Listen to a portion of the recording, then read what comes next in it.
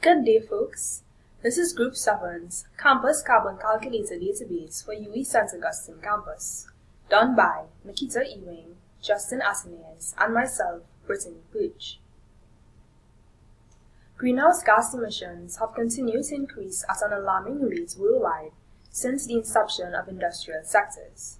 Trinidad and Tobago has therefore signed on to the Paris Agreement on climate change with hopes of reducing the country's overall greenhouse gas emissions.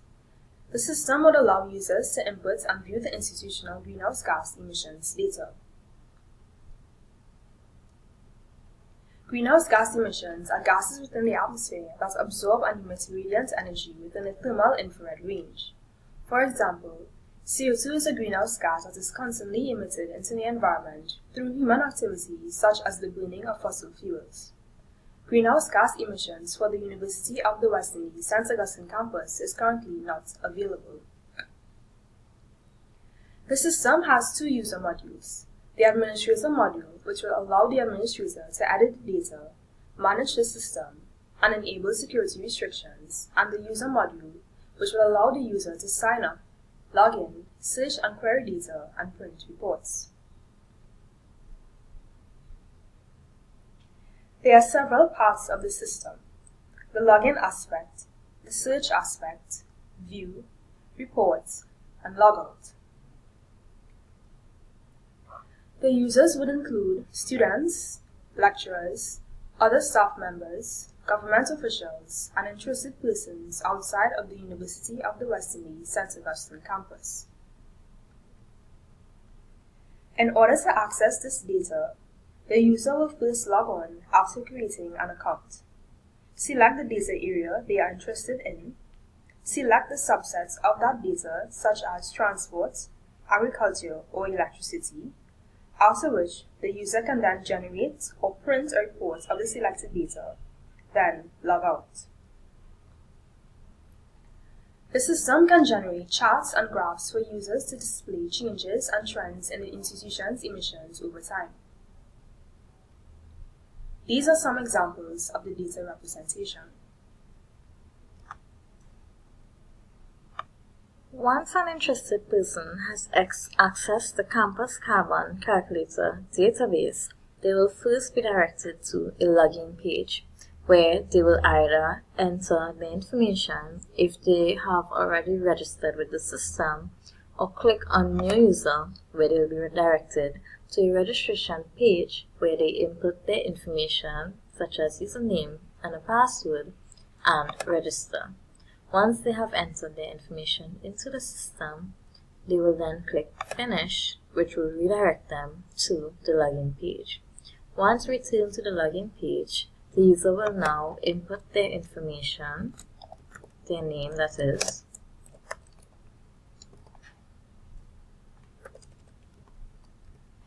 and their password, and then click Login. Once logged in, the user will be directed to the home page, where they will be able to make a choice.